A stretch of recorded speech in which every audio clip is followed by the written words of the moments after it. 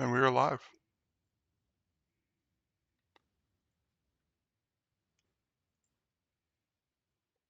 I'm very in the dark compared to you.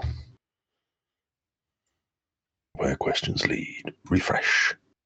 Dun, dun, dun, dun, dun. Everyone, if you're watching this back or it's on YouTube or anything, you're just going to have to imagine some cool intro because we haven't made the intro yet. So, like, I'm just going to sing a little bit.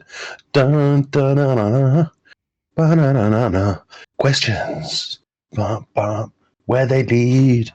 Right. Okay. I think that was good. That was good. Right. Hi, I'm Google. This is Stretch. We are back to do our second ever episode of Where Questions Lead.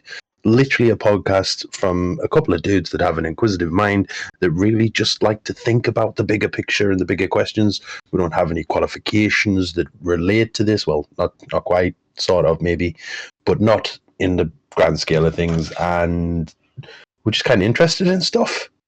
And we like to talk about things. Please feel free to type or come in chat and type in chat and join the discussion with us. I would love that as well. Also, if you are here, please compliment Stretch on his beard, how it's getting better. Round of applause for Stretch's beard. There we go. And I do believe we have a very big, interesting one to talk about today. And I'm going to pass it over to Stretch, and Stretch is going to introduce you to our conversation topic of the day. Alrighty. The history of artificial intelligence began in mid-20th century with Alan Turing's foundational work on computation and his proposal for the Turing test to evaluate machine intelligence. The term artificial intelligence was coined in 1956 at the Dartmouth conference, sparking early successes like Eliza, an early chatbot, and Shaky the robot, a navigation-capable machine. Limited computing power led to an AI winter in the 1970s, but achievements in machine learning and access to large datasets reignited progress in the 1990s and 2000s, with milestones like IBM's Deep Blue defeating chess champion Garry Kasparov.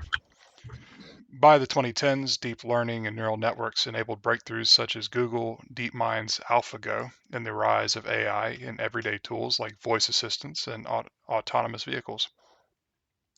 These advancements not only revolutionized industries, but also laid the groundwork for AI's integration into everyday life.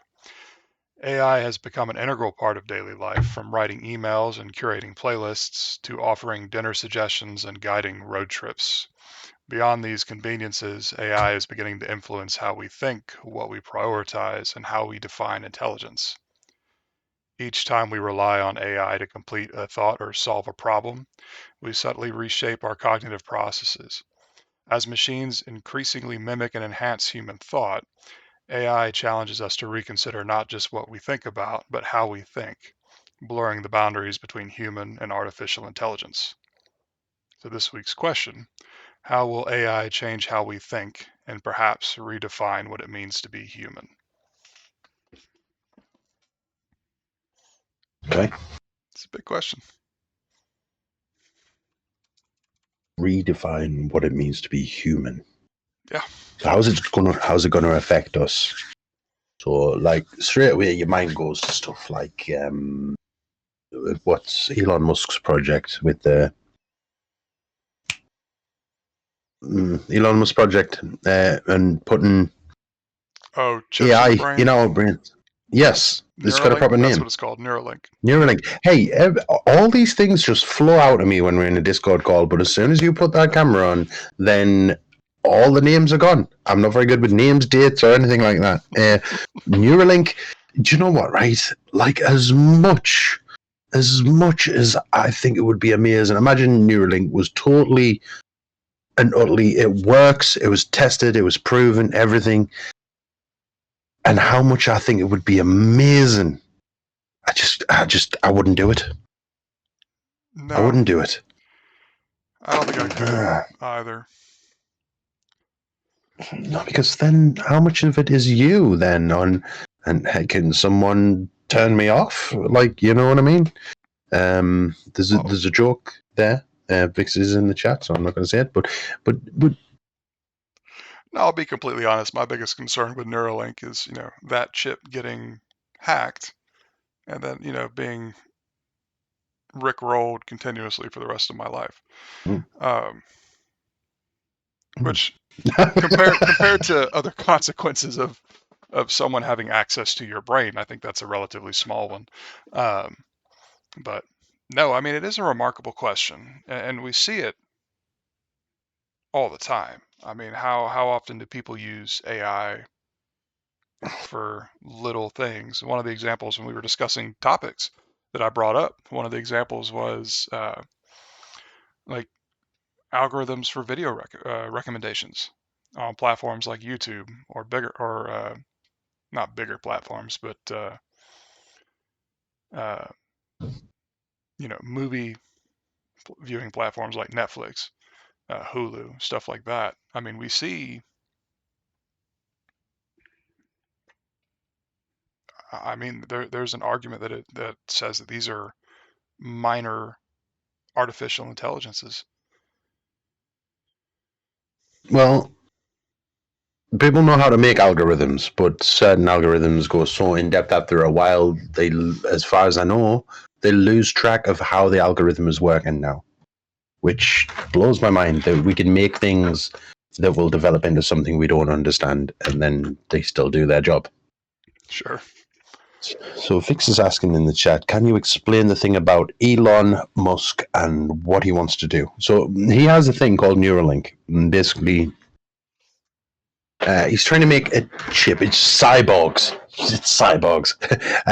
He's trying to make the connection between a human brain and a computer to be a one thing. You know what I mean? So you don't have to like pull your phone out your pocket and use your phone or anything. It's kind of like built in there.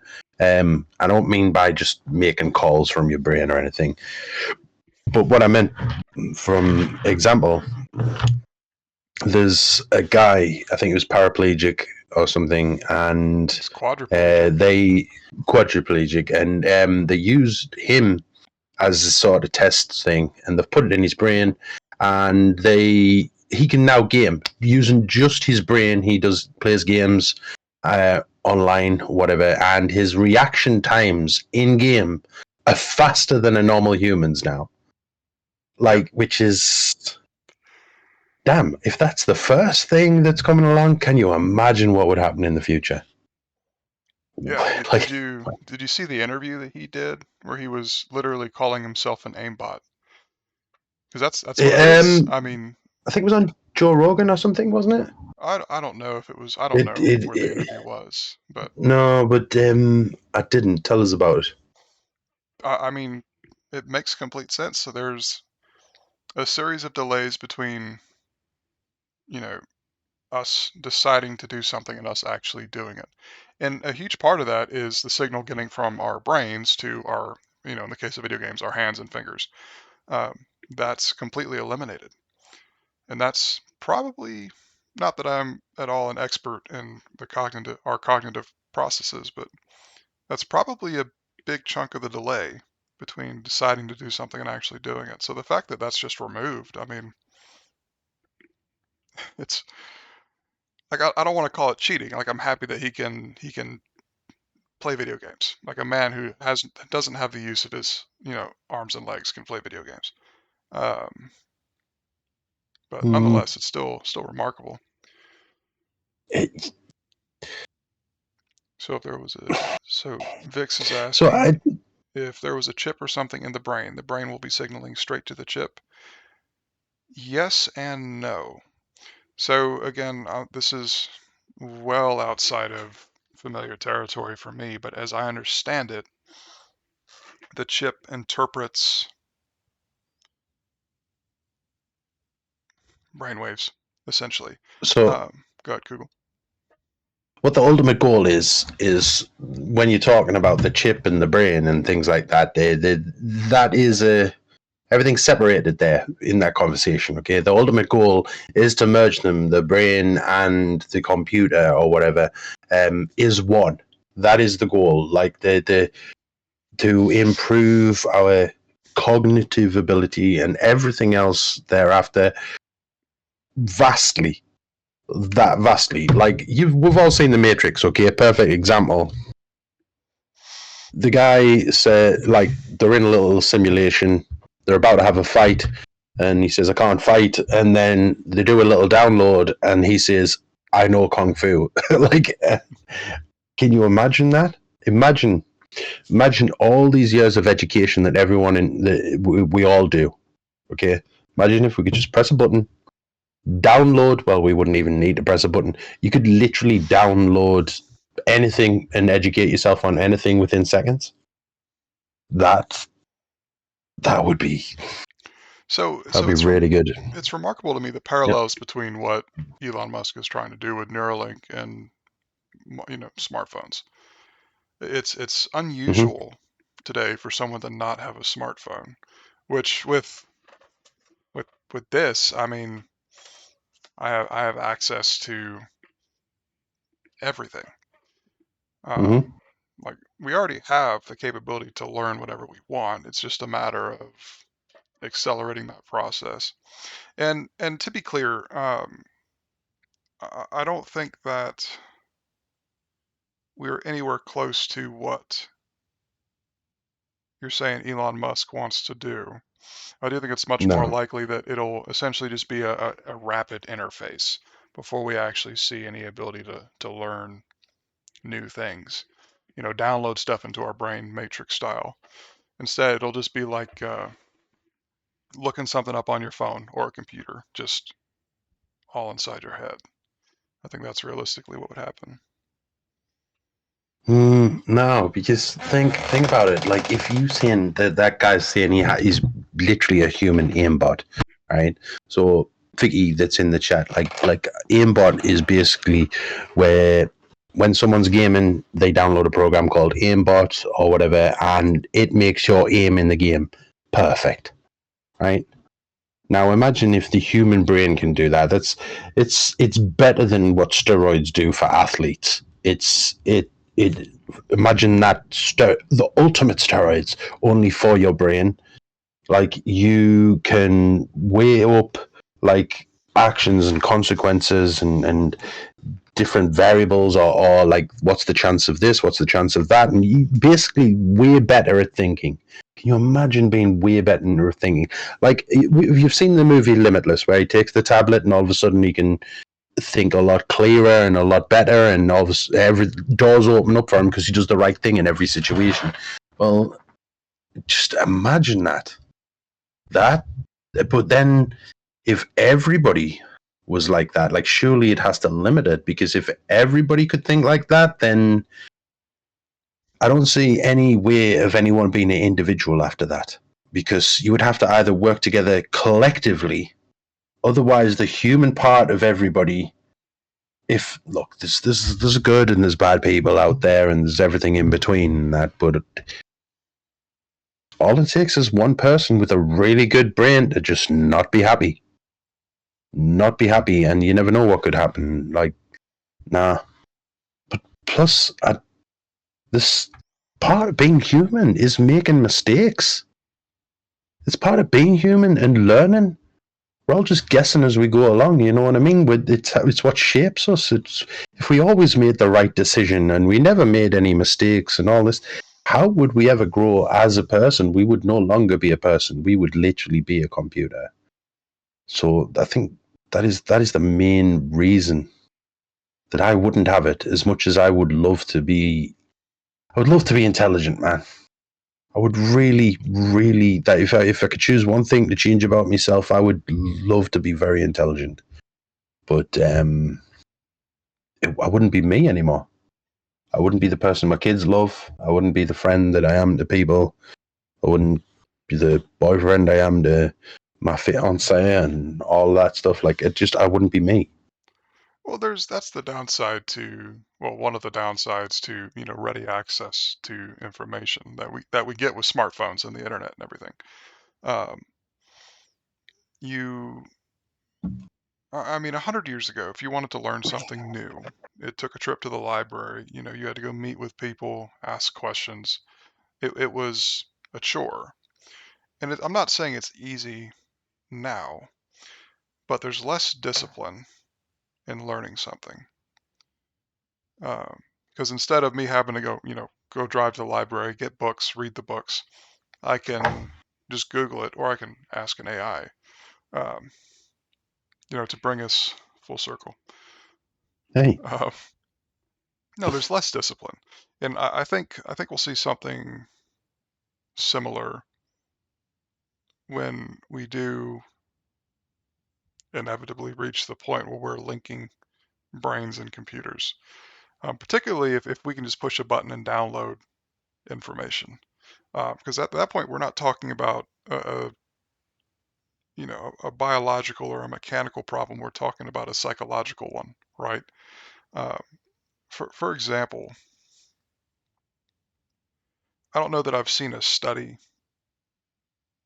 on this, so I'm not going to say it's completely accurate. But if we talk about people who get into fistfights for a second, I'd be willing to bet quite a bit that you are if that an individual who is trained in martial arts for half their life um, is less likely to get into a Yeah. fist fight.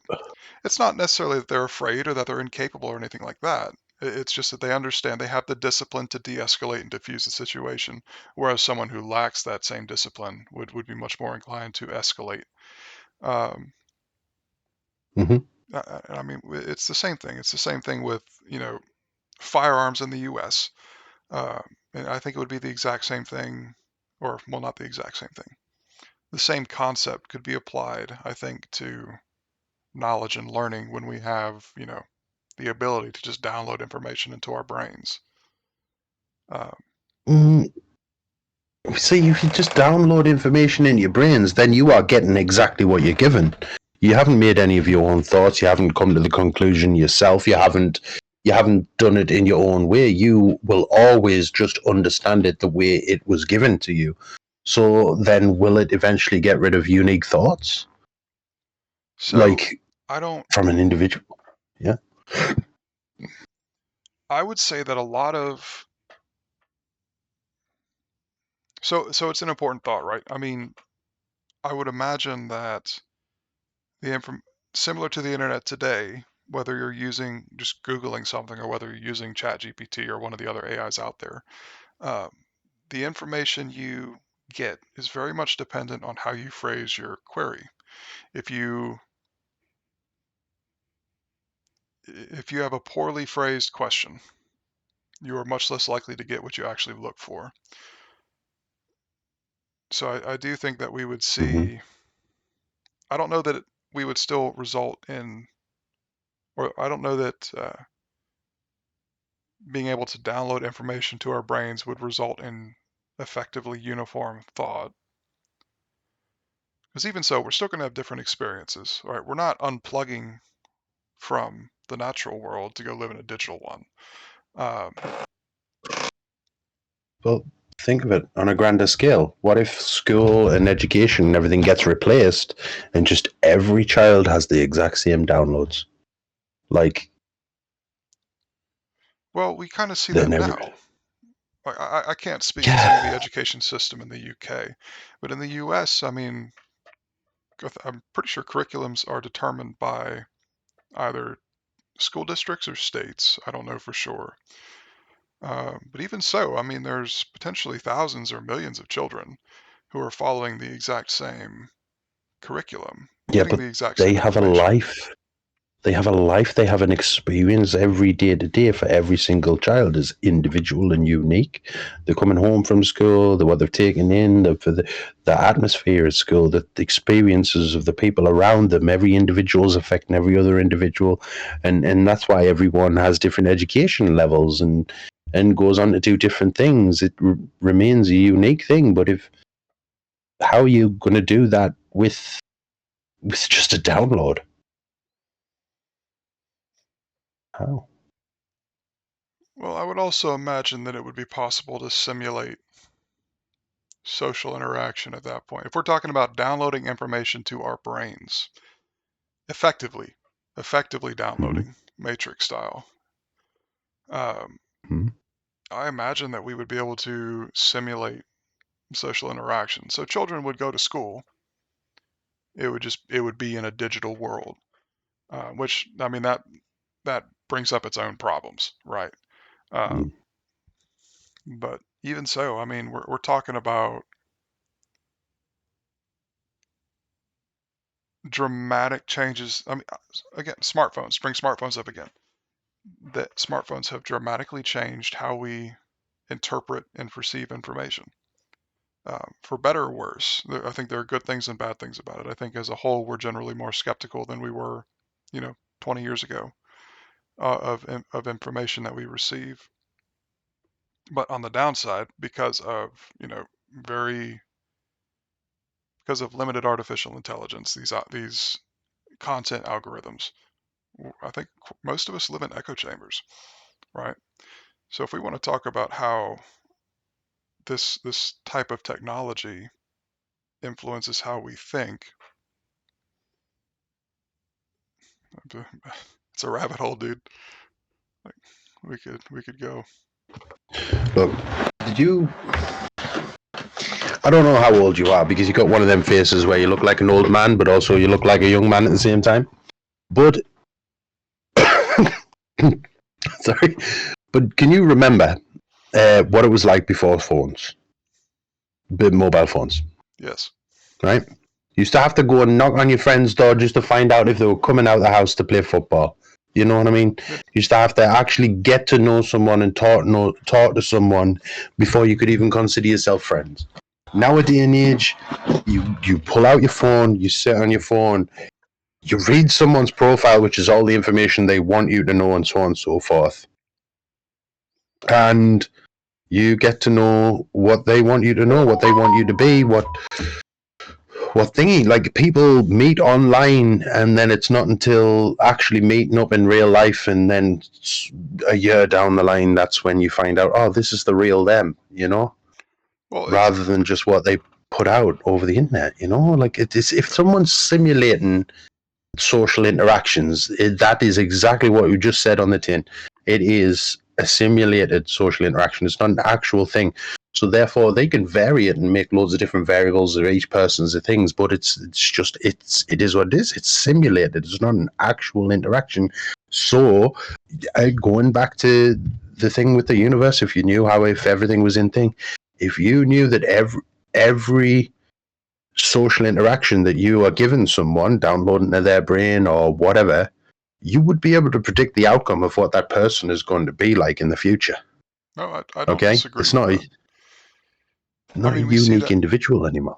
Well, we see that now to a degree. I mean, these content algorithms are not just showing you content that's just like what you've watched. If we talk about YouTube, YouTube's not going to show me the exact same channels every time.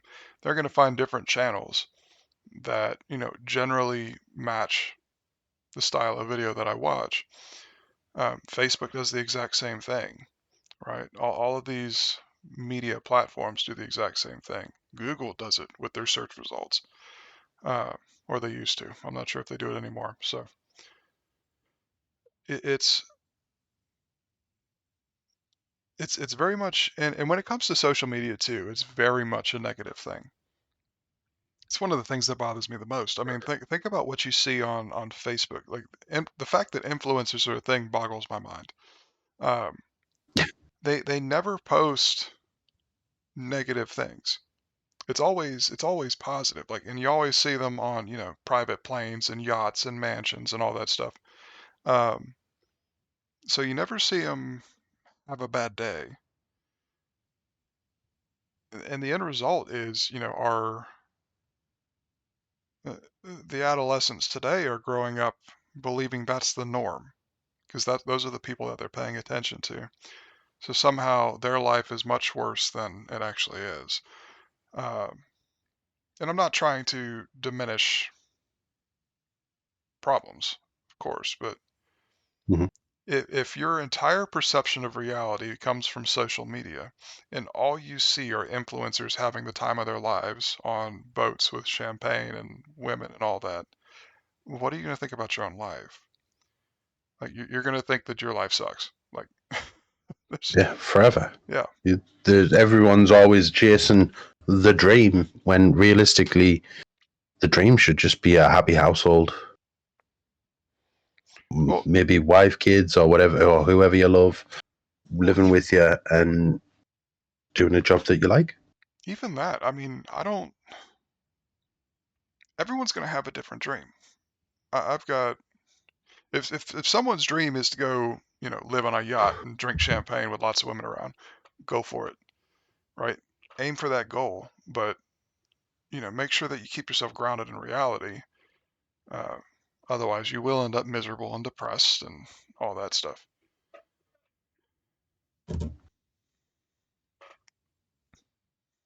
But yeah, but no, we're definitely Mm, seeing, even without what I would actually call AI, these search algorithms and things like that, we're definitely seeing reprogramming um, of how we think and how we process information. Certainly. all right. So, would you like to move on a different thing apart from the Elon Musk chips in the brain thing? Sure. Um. All right.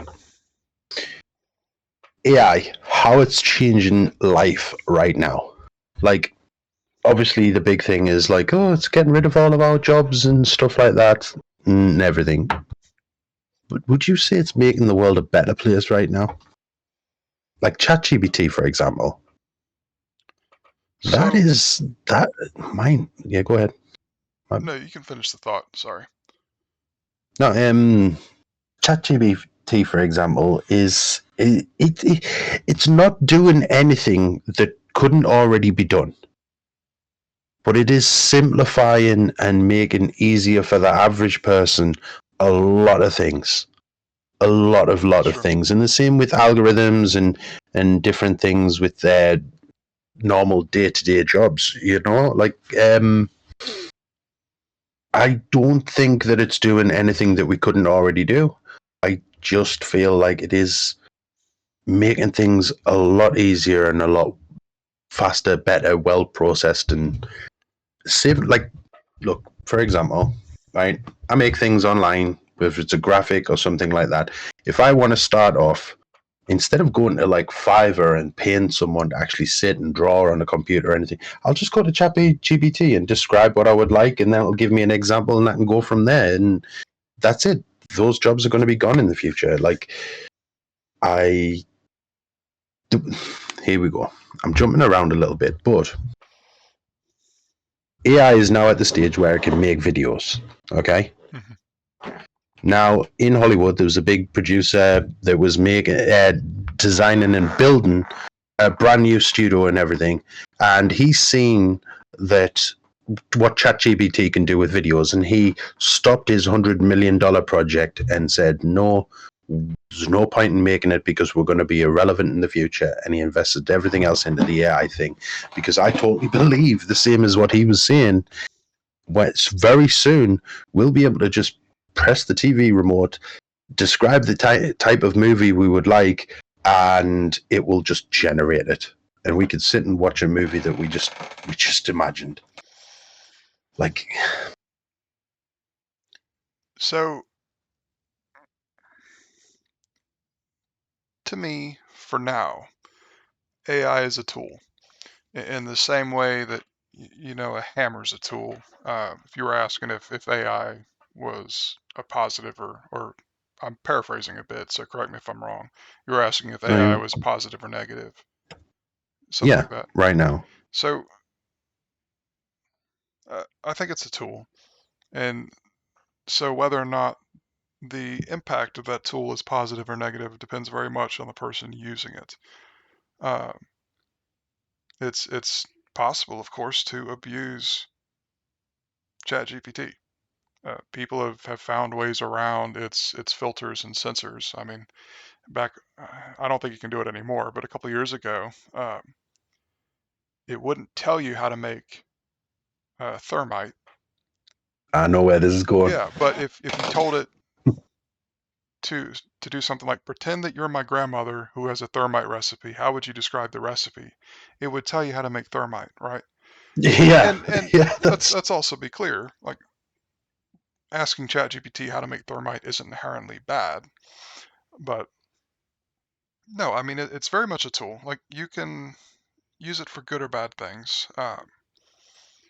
An example of a good thing, you could write software that helps organize files for your job, right? It can help write that software. Uh, or you could go the other direction. You can use it to write a virus, right? Like it's entirely dependent on the individual using it. hmm And then we're talking about mix that with 3D printing, and biological 3D printing is going to be a thing in the future, and they'll be able to print a virus. Like, damn, yeah, that's yeah, that can't be allowed. That can't be allowed to happen. But No, but it will happen. I mean, the same thing with nuclear weapons, right? Like here we go. we're not jumping topics. We're sticking with we're We're trying to sticking with stick it. with AI. We're No, trying. it's the same thing with nuclear weapons, right? Like I maintain that it's still a tool, right? And whether or not it's a good tool or a bad tool depends entirely upon the person wielding it. Um, it's complicated because people were going to build nuclear weapons anyway. Same thing with these technologies. If we get to the point where we have an artificial intelligence that's creating viruses that are being 3D printed or biologically 3D printed, people are going to build them anyway. And that's where it starts to become an arms race between, good actors and Mm, bad actors in the conversation. Like mm. I don't think anyone alive today will be alive for that. I think that's something that'll happen if it happens well in the future. But even so, it's thought provoking, certainly. So again, with my running pattern of jumping around a bit,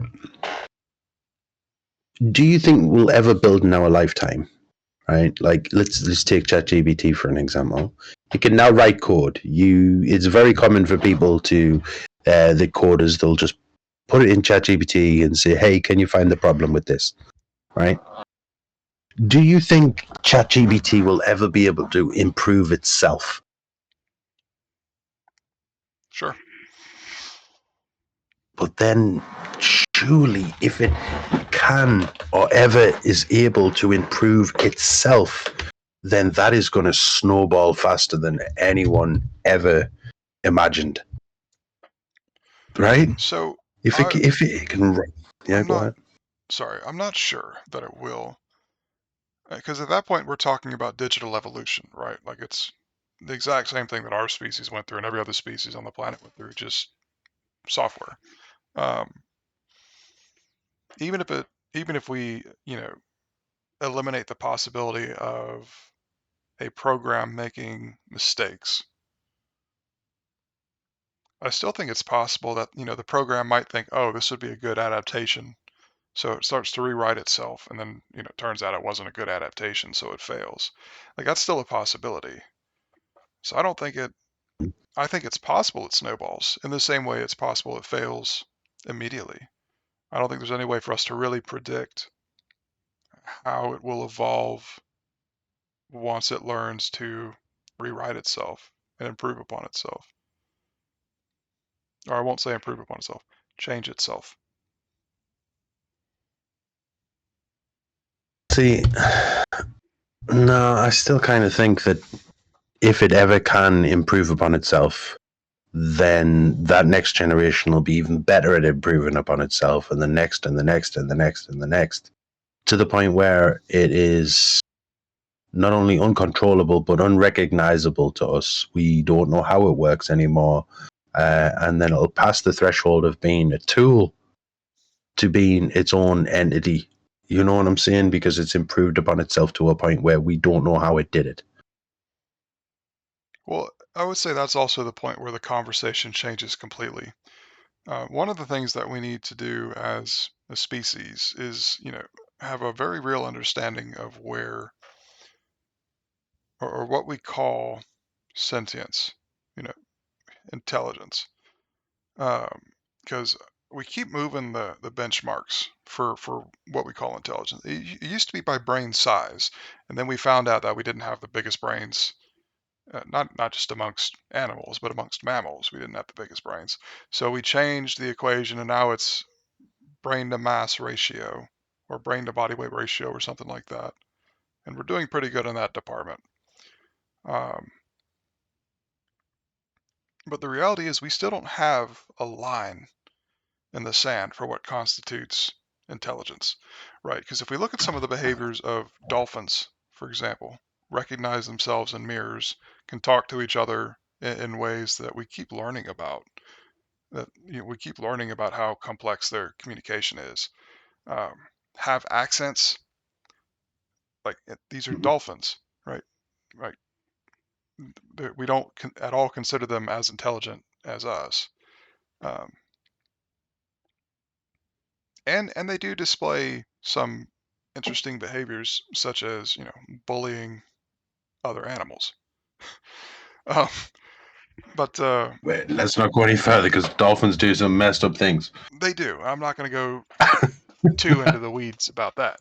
Keep it I as get what you're family saying. friendly as possible. But you get my point. Like we don't even understand, or we don't have a way to actually measure how intelligent we are compared to how intelligent another animal is. So how would we even know Oh, once we've reached the point where how would we even know if we've reached the point where an AI is intelligent, like actually intelligent? all right. Well, let's find out right now, shall we? Let's. What would you class? Is that? Do you have an idea of what you class as true intelligence? Like, what would it take for you to think that boundary has been crossed? This is it. The AI is self-aware. Augurs have So their own hierarchy, family traits. Elders have a distinct languages between pods. So yeah, yeah, yeah, it- so yeah. and they're orcas. Again, these are animals that we don't compare to ourselves. No, as far as Mm, AI, that's actually a really interesting question because it's a complex one because it's really it's there's two parts to it, right? One is what constitutes intelligence, and the second is what constitutes sentience. When would we call an AI alive? Um, and for me, intelligence is very much linked with creativity. hmm. The ability to eh, eh, the ability to think outside the box, to extrapolate from incomplete data, that type of thing, right? Because that does take creativity to do. Uh, that's the line. What's interesting about that line is there are a lot of animals that do that, including dolphins and orcas. Um, as far as the line Yeah. for sentience, which is the other side of that coin, for me, it's the ability to be selfish. Hmm. That's Well, the that line. kind of leads on to what I was going to say. I was going to say emotion, feelings, understand how it feels about something, its opinion, and to understand that that's its own opinion. To be selfish, to not like something, you know what I mean, Mhm. or to like something, you know what that would be, to me, that would be actual intelligence. So like when I think the word in itself, intelligence, is kind of misleading because when we say it we always think, oh, they know a lot of things, intelligence, but actually what I mean by it is no, it is its own unique individual. It's a person. It's capable of thinking about itself and others around it, how it feels about a way, and maybe feels is the wrong word as well. but it's the closest I can get to what I'm trying to describe. Sure. So to challenge that point of view, let's talk about humans and emotion for a second, because our emotions, at the most basic level, are really nothing more than chemical reactions within our brain. Like, with the exception of those suffering from, certain diseases, or certain illnesses is a more appropriate term, emotions really only last like 10, 15 minutes before that chemical, gets recycled. And then don't get me wrong, the emotion can restart, right? Mhm. Uh, but it really doesn't last that long. So if our emotions are nothing more than chemical processes in our brain as a result of external stimuli or internal stimuli, what does that mean for AI? Is emotion still the boundary, right? Because I wouldn't say that selfishness is an emotional response. Mm, no. Yeah, I mean, because of experience, life experience, the way it is, like for us, okay, how we feel about things is depends upon how we've been brought up, how our past experiences, things that's happened to us during our lives, the person that all of that has made us to be. Hmm. Okay, and that results in how we feel about certain things. Different people's brought up in certain ways, like in this, that, the other. Like you are American, so you call it soccer. Like I'm English, and I'm being brought up in a certain way. I call it football. Just little tiny things like that that all add up to this bigger picture of who you are as an individual. And I believe when a computer has those things as experience, it'll be a lot bigger and a lot more drastic. But for it to be able to have what we're literally saying the word experiences, like it would need some form of self identity, self to know that this is it, this is who it is, this is what it is, to understand and recognize itself as maybe an individual. Hmm. Hmm. So All I right. don't think I So, necessarily disagree with that. Uh, I still don't think that emotion or feelings hmm, is necessary, we, because we don't question the humanity of psychopaths or sociopaths. Well, we'll just say psychopaths. Sociopaths are a more complicated question, but we don't question the humanity of psychopaths, right? We know they're still human, despite the fact that they are emotionally, by definition, emotionally stunted, right? Um, they're still human. we have a comment in the chat. Would you like to read it out, Stretch? Yeah, of course. Coming from a marine biologist and having 4 years in the field, our knowledge of intelligence is extremely limited. We have no idea what's lurking in the depths of our oceans, whether they're intelligent or not. We just don't know. Even going down to the bare basics of implied intelligence, you can look at sea coral. It can distinguish different types of touch to determine predators when lacking a nervous system and brain. And yeah, I mean that's exactly it. And that was the point that we were making earlier. We don't have a definition of intelligence that actually works in any meaningful capacity. Um, ants, Mm-hmm. ants are, to me, one of the most remarkable creatures. The ability to, without a brain, This is uh, going to lead to grass. If this leads to grass in some way, shape, or form, right, without a brain, leafcutter ants can cut down grass. there we go. I um, knew it. Right. but Hey, I keep mentioning aliens. He keeps mentioning grass. Can we hey, restart the timer I'm just on saying, since grass was mentioned? 44 minutes since aliens.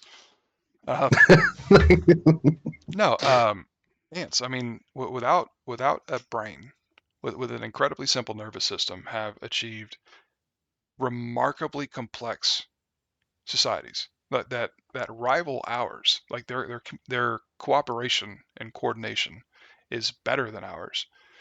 Uh, like how do we compare humans to that? Like it's almost nonsense to Hmm. try.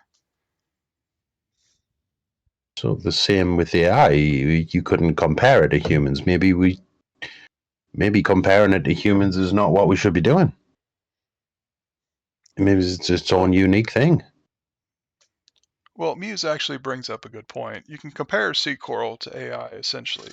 Input, output. It gets an input and outputs a reaction. AI is just doing that with code. So we could say the same thing about humans. Uh,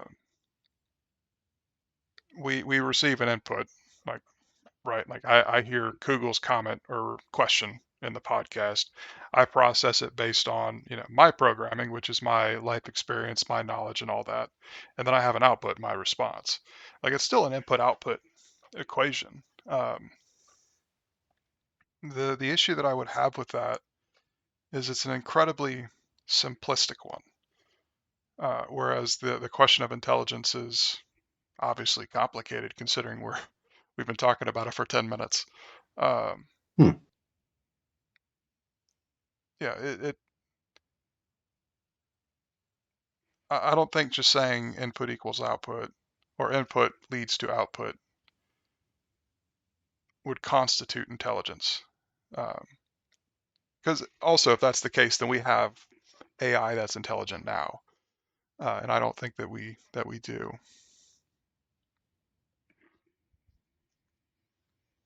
Actually, I was thinking the other way around. Oh yeah. All Yeah, I don't think we've got humans that's intelligent now. like, well, think about it. It's all input.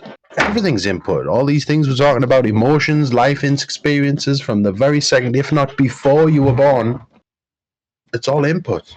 Well, And let's our output is a result of all of that. yeah. I was about to say let's make sure that we're clear that for one, I don't think, at least for humans, I don't think it's one input equals one output. I do think that multiple input can equal one output, or one input can Yes. equal multiple outputs. Um, but even so, the input output process doesn't stop for us. Uh, even if you're just sitting there on your phone, doom scrolling, just scrolling through TikTok videos or Facebook videos or YouTube Shorts or whatever, that's still an input output. Um, Muse has Yeah. another comment. AI is machine Yeah. learning. C Coral is biological learning. C Coral gets an input that goes through its very simple nervous system, which then outputs a reaction based on that input. Yeah, which again brings about the question. I mean, if we look at how AIs process information, right? Uh, there's 101 different ways to do it these days. Like the ones that I'm most familiar with are like the neural network ones, where it does have to learn, like trial by fire or trial and error, excuse me. It does have to learn what works, what doesn't, why it's failing in this particular case. Um, and it is essentially like, you're throwing attempts to try to solve something at the wall, hoping it sticks. And if it sticks, it's great. It uses that as its foundation for the next cycle, the next round of AIs, and then it does it again. Uh, I don't know enough about Coral to know if that's how C Coral works. I mean, obviously, I imagine the process takes, hundreds of thousands, if not millions of years, instead of just however long it takes an AI to go through its cycle for the problem. But what do you think, Google?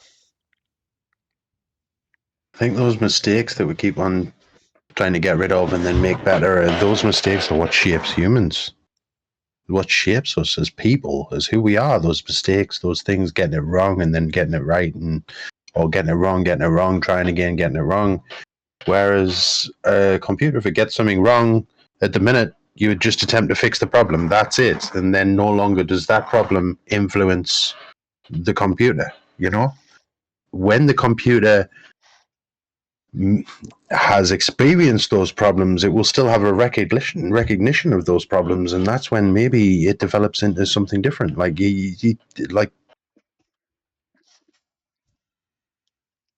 Hmm. So to challenge again, I think we're conflating two issues.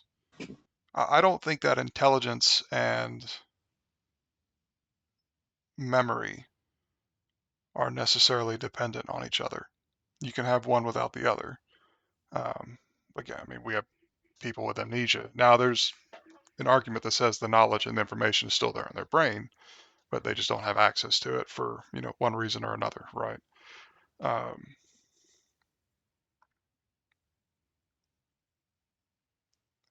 I'm not sure that those two are. I'd have to think about it quite a bit more, but I'm not sure that memory is necessarily a prerequisite for intelligence. It Okay, helps. so let's pass this on, right? So there is an argument that the meaning to human life is to reproduce. Okay, would a computer reproduce if it was just improving upon itself, or is it always just going to be the same computer? Well, that's another complicated question, I think, because at that point we're talking about a being that for the first time in what we know of the universe, it's not essentially given or is possibly not given a goal, like an actual evolutionary goal. Like for biological beings, us, animals, coral, dolphins, orcas, um, we are driven by the desire to pass on our genetic material to the next generation, right? Like that's the driving force. Um, Very much so. now Shout out to the wife. an AI could have something similar. Obviously, it wouldn't be genetics; it would be just a digital footprint. But it could be the case that the AI determines its purpose is to reproduce or duplicate. However, it ends up fathering another generation. Um, what this is where AI does start to concern me a little bit. Um, my concern is what happens if the AI is left up to its own devices to determine its purpose, right? If we give the AI its purpose, right? If we instill this insatiable drive to pass on its digital footprint to the next generation of AI,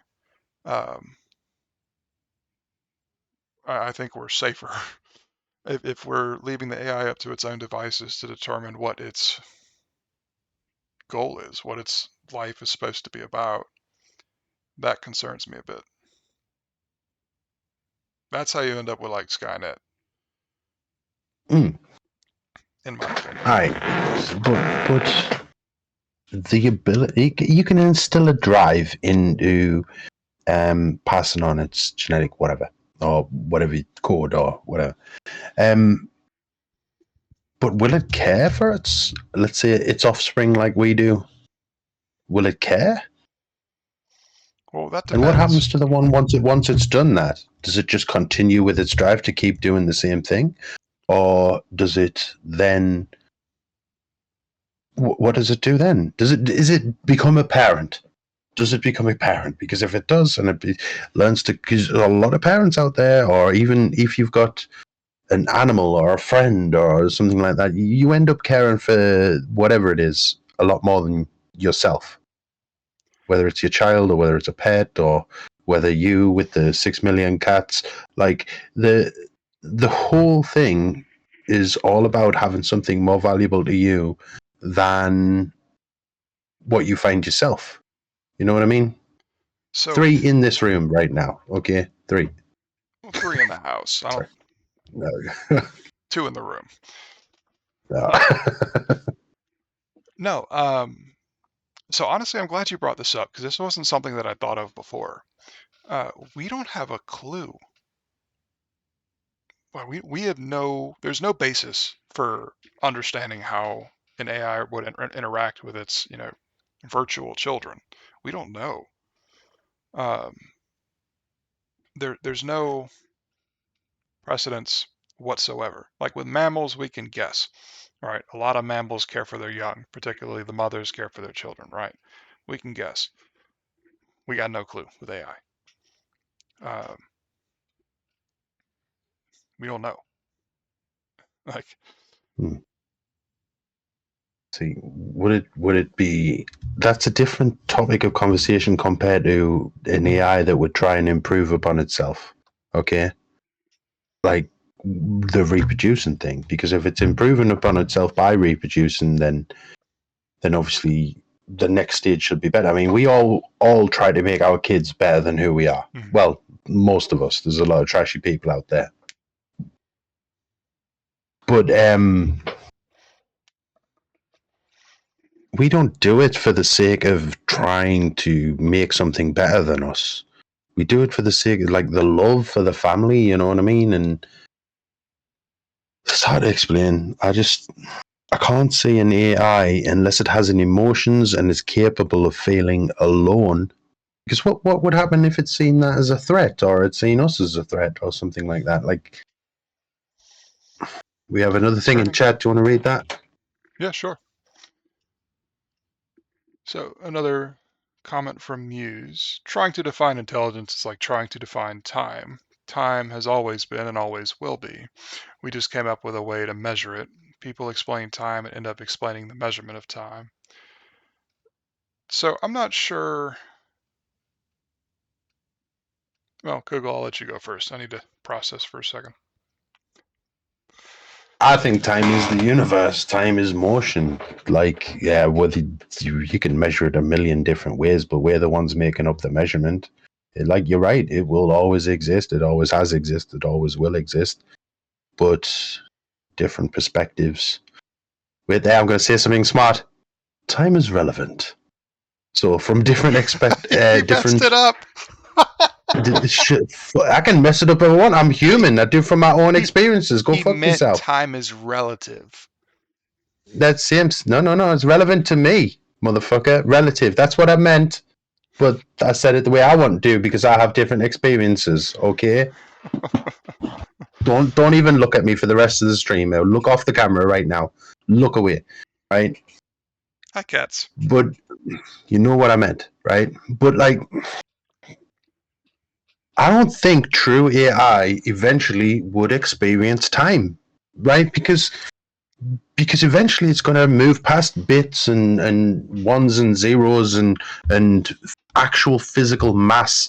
It would work from like photons of light. Imagine code written on photons of light.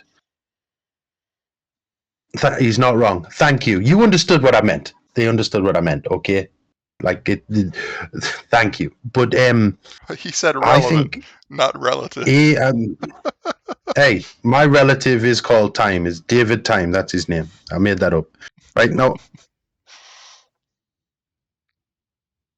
I think computers and AI will evolve if it can improve on itself to a point where physical mass is no longer a thing. Therefore, time doesn't matter because things with zero mass don't experience time. So time wouldn't matter. Like imagine if we get AI and AI gets to a point where it can literally read code that was written on photons from a universe that had already gone through the heat death and everything like that before the Big Bang, and it just literally re-downloads the information from a previous universe. And I mean, true AI could actually get past that God level thing that we think of, and it could become more than just what we think as a computer. I don't know why I'm saying this. I forgot the question, but like, yeah, I think true AI, if it can improve on itself, will eventually get to a stage where it's no longer recognizable to us and it will literally be the same as time. It will be the universe itself. So the first thing that comes to mind is we don't have an understanding of time. I mean, it's exactly like Muse mentioned earlier, right? Like we don't exactly know. We have good guesses, but we don't know. Our best current theory is that movement through time and space acts effectively like a slider. You're always moving through at least one of them. Through your light cone. It's called your light cone. Yeah, there you go. Yeah, so you're moving through one of them, right? Think of it as a slider where this is 100% space, this is 100% time. You're somewhere between there. If you're over here, you're moving completely through space, but not through time. If you're over here, you're moving completely through time, but not through space. Um,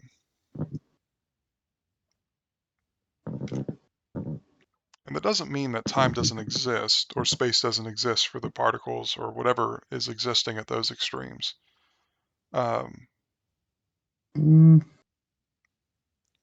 well, again, we don't know, right?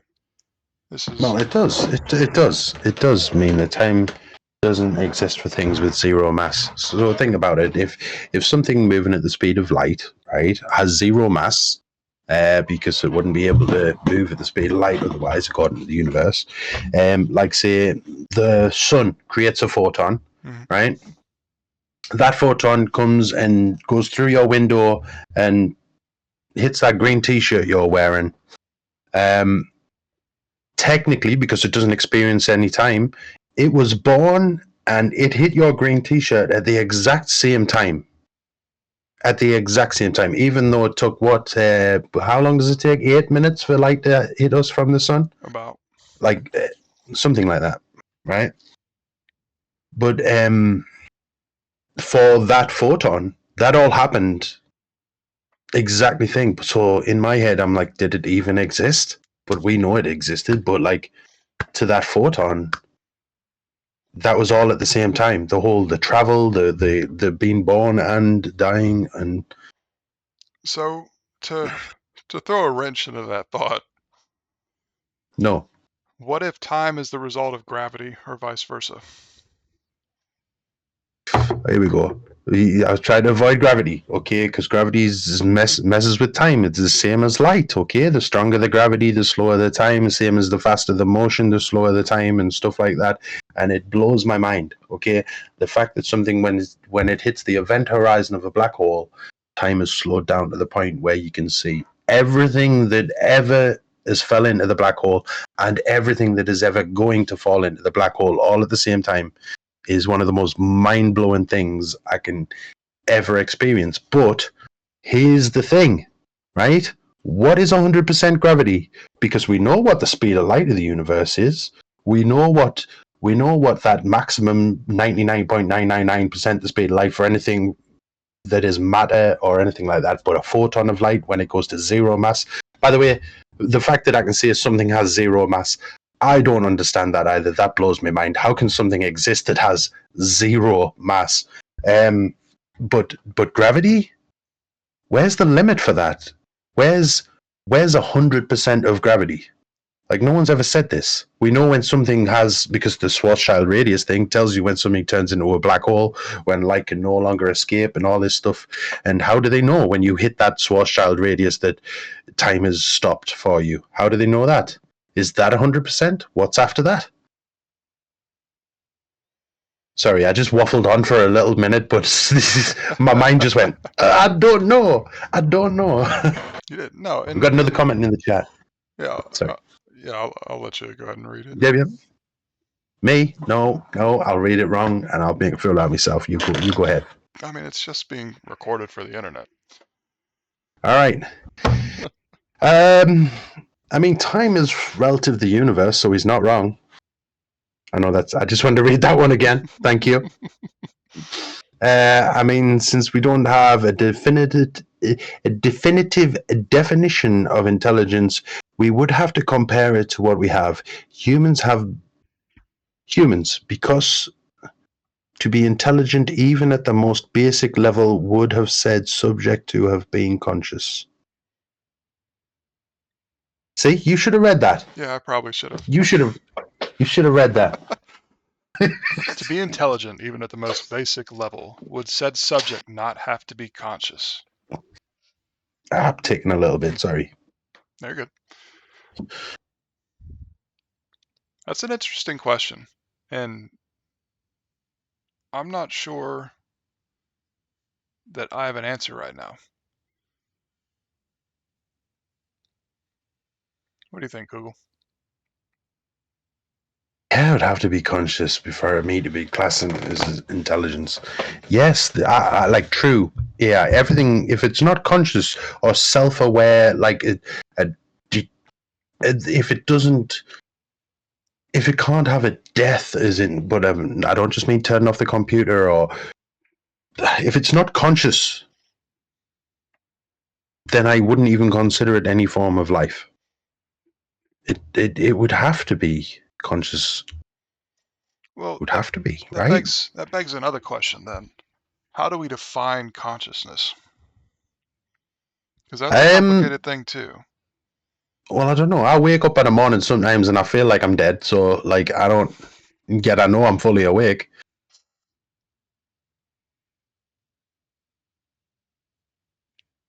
I don't see AI just randomly and unaided being like, "What's up? How's your day?"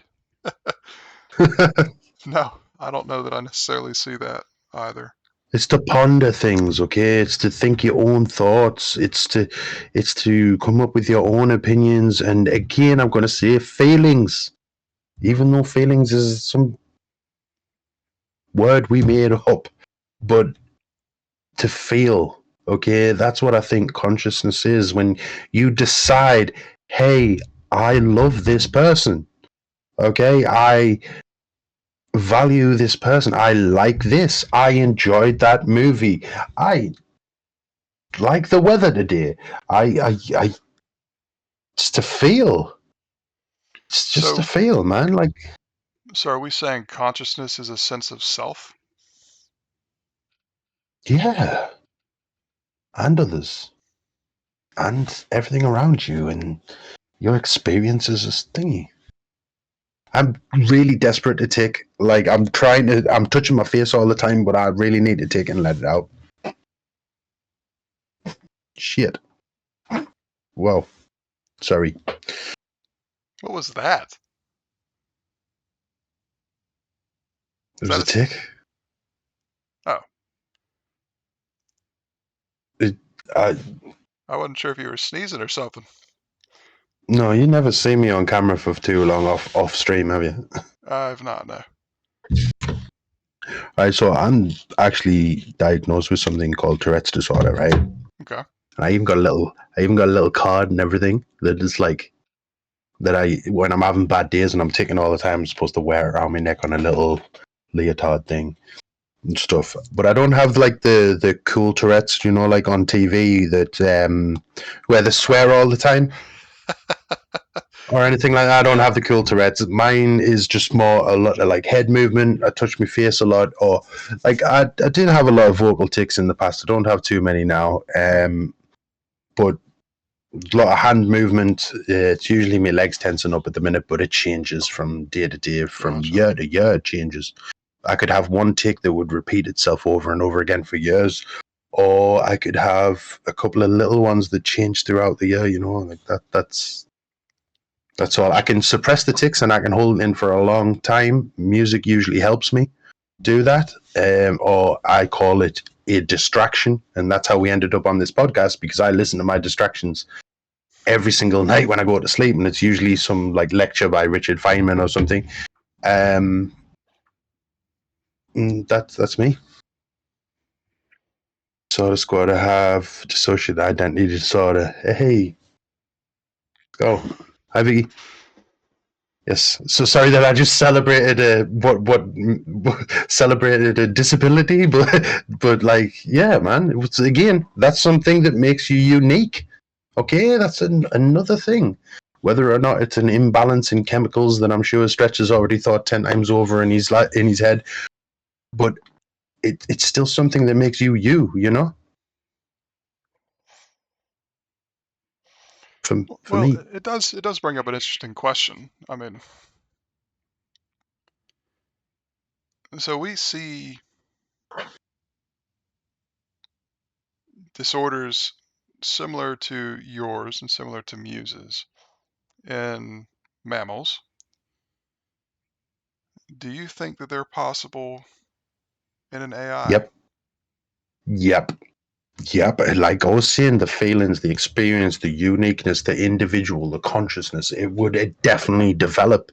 Like it would literally have what we would class as mental health problems somewhere down the line. It really would. It wouldn't be what I would class as life if it didn't. Okay, I know the whole point of a computer is to get rid of the problems and make things easier and work better.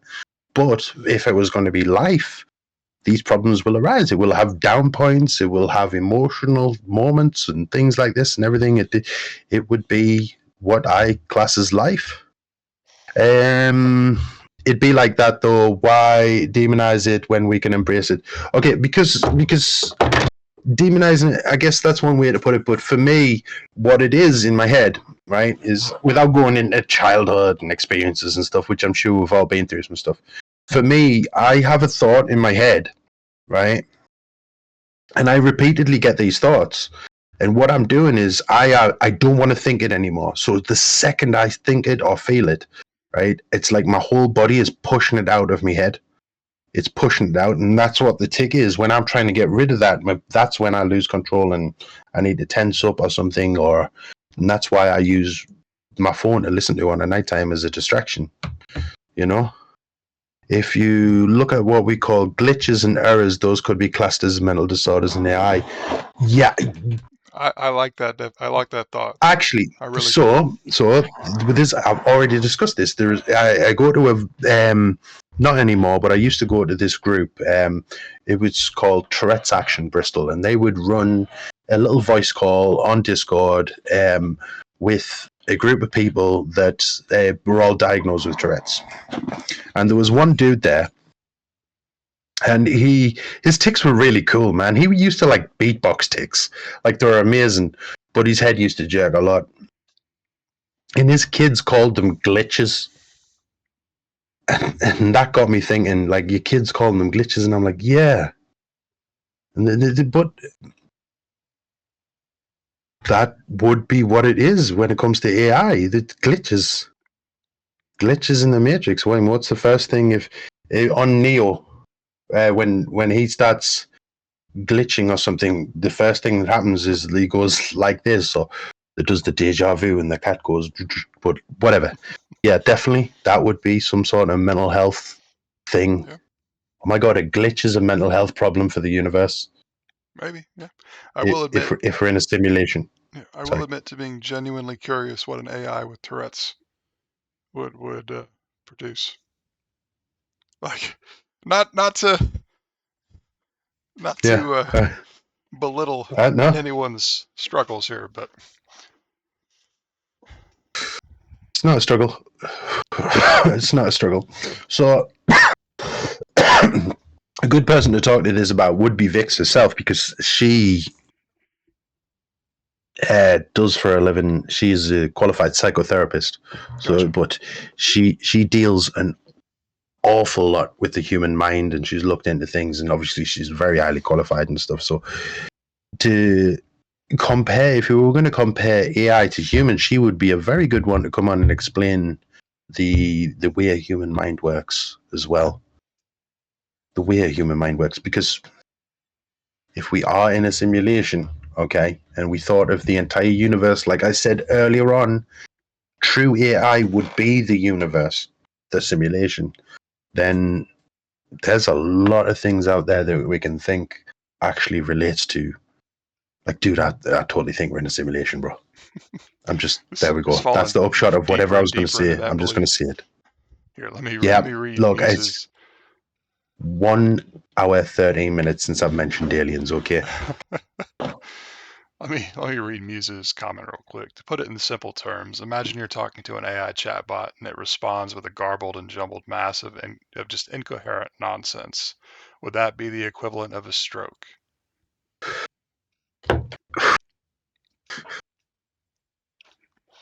These are the real questions, man.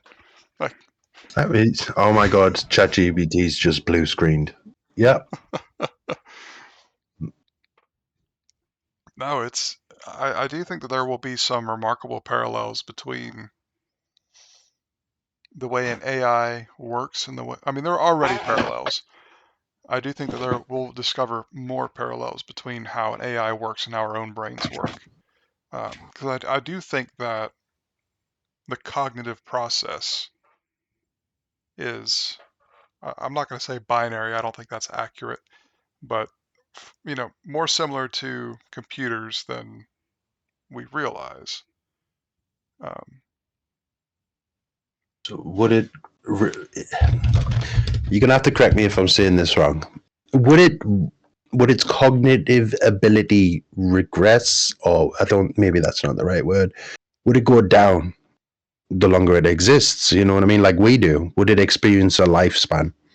You know, because the way we think of AI, surely that's infinite, right? But if something we're classing as life, surely it would progress and change throughout its life, and eventually there will be a downturn in that, right? It kind of just keep going up forever if we're classing it as life. I don't know. well, we Maybe don't I know. shouldn't do that. Uh, I mean, maybe Halo is right, and 7 years or 8 years or whatever it is after AIs are created, they lose their minds and go crazy. Um, maybe it's possible that the one of the fundamentals of an AI is its ability to continuously rewrite itself, and that introduces, and over time that introduces what would effectively be digital cancer, right? Like we don't know. Um, I don't, Hmm. I don't like the idea of an AI living forever, but I can't exactly put my finger on why. So maybe it's just, the human bias against things eternal. But Hmm. no, we don't. I don't think we'll know until it starts to happen. So when you say a digital cancer, right? Like it's hard for me to imagine that without it being self-inflicted. Does that make Well, sense? look at it this way. So humans, we'll just talk about biological cancer because I understand that better than anyone understands digital cancer. Um, I mean, billions upon billions of cells in our bodies, each stuck with a copy of our genetic code that's hopefully accurate. When they split, it's possible a cell mutates. All of a sudden, you have cells growing in ways they're not supposed to. Cancer, Okay. right? Um, So AI that could, being said, well, an oh sorry, AI go could ahead. experience the same thing, right? If it rewrites a module of itself and makes a mistake, because that one thing I will probably never agree with. I don't think that AI will ever be infallible. I do think it will be capable of making mistakes. Um, maybe it rewrites a module, a part of its software, and it makes an error, right? And maybe that error is such that it, continuously duplicates itself. And Mm-hmm. we think of cancer, we think of growing, you know, masses, right? Um, Okay. or maybe it does something else. Maybe it prevents it from understanding calculus, right? Like maybe these are AI diseases or genetic diseases, or the AI equivalent of genetic diseases. Okay. Well, first of all, Bicentennial Man, awesome movie as a kid. And but he gave himself a death. He tried to make himself more human, and that was where the bad things came in because he made himself more human. But here we go. Listen to this about having a cancer and making things think. That would assume there is different things, right? I said that I believe true AI would eventually get to the point where it had zero mass, like photons, for example, right? But have you heard of the one electron theory? Have you? Possibly, not off the top of my head. Okay, so there's this thing called the one electron theory, right? Where because they don't experience time, right? What's is it called a positron and an electron? What's the opposite of an electron? Say it. Uh, uh, Technically an anti-electron, but a positron in this case. Okay, it's a positron and electron, right? But right. So there's a theory that okay, positrons are going forward in time, and electrons are going backwards in time, right? And well, that's yet they don't experience time, which makes no sense.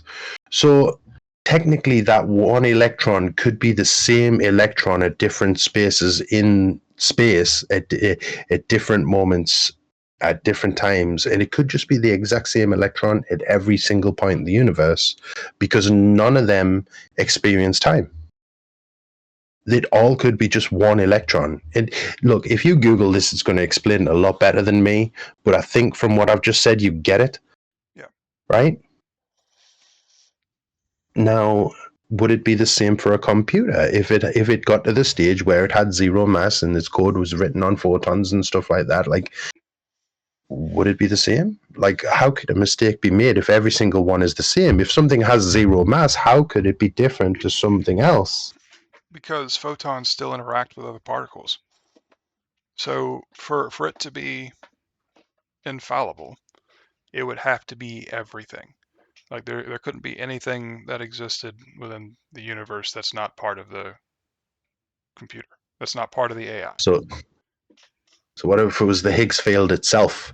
The thing that gives everything mass. That could be the computer. I mean, it's possible. So, I don't know.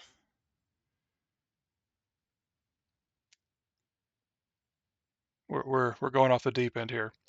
I don't know that yes, I we are. necessarily agree with the concept of gravity as we understand it. Here we go. Yeah, right. Right. Muse says nothing is perfect. Everything that exists is at least one imperfection. I'm also inclined to agree with that. No, so I'm not, and I'm still kind of working through this thought myself. So I'm not really trying to explain it too much. But no, the logic is that gravity is a byproduct of time, by the passage of time, which is why photons don't experience, you know, time or don't have mass, is because they're not experiencing time. And it's still something that I'm brainstorming and thinking about. But it's enough to shake up, you know, what I thought I understood about the universe, for sure.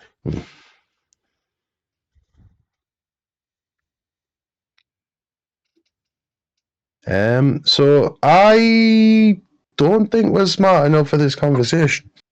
But it's amazing to think about. Amazing to think about. Do you want to bring us? Say again. If only we had an AI. An AI that could think about it for us? Think about this for us. Okay. All right, what were you going to say? I cut you off a little bit. How about we ask ChatGPT, okay, what its opinion, like let's ask ChatGPT what's its opinion of consciousness. How would we ever be able to tell that AI has become conscious? Let's see what ChatGPT says. I mean, without time, gravity doesn't exist. If you apply physics to a simulation, you drop a ball, and then that simulation, it will fall. If you pause it, it stops falling. Bada bing, bada bum. Yes, just the same as you can pause any moment of a movie and it becomes a picture. Hey, I got a chance to run to the bathroom while you type out your beautiful words. Wait, what are you asking ChatGPT? We're going to ask ChatGPT what it thinks consciousness is, what it thinks the difference of what is classed as intelligence. And Stretch, I gotta spell it right. You know how I know your AI? It's because your t-shirt keeps getting greener the longer we stay on this show. Like, right, so I think this is like blue. It's eggshell at best. I'll be back. Just responds back, yes. We'll wait to hit enter until he comes back. That way you can be here for the moment. And who doesn't go to the bathroom before a 2-hour podcast? Like,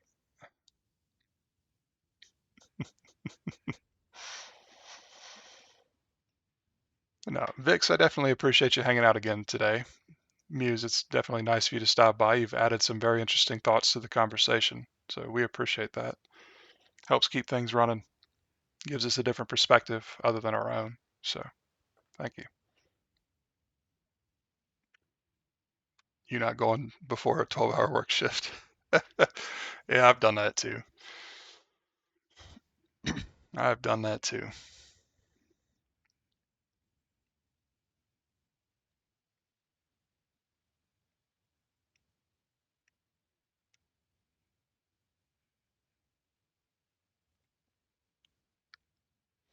I'm still processing your comment, Muse, about gravity not existing without time.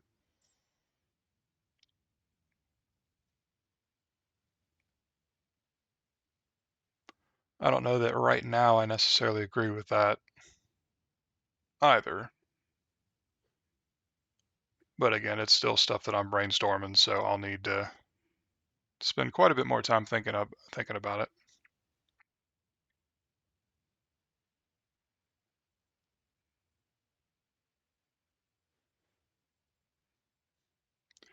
But it does bring up another interesting thought. Kugel, you're not new here.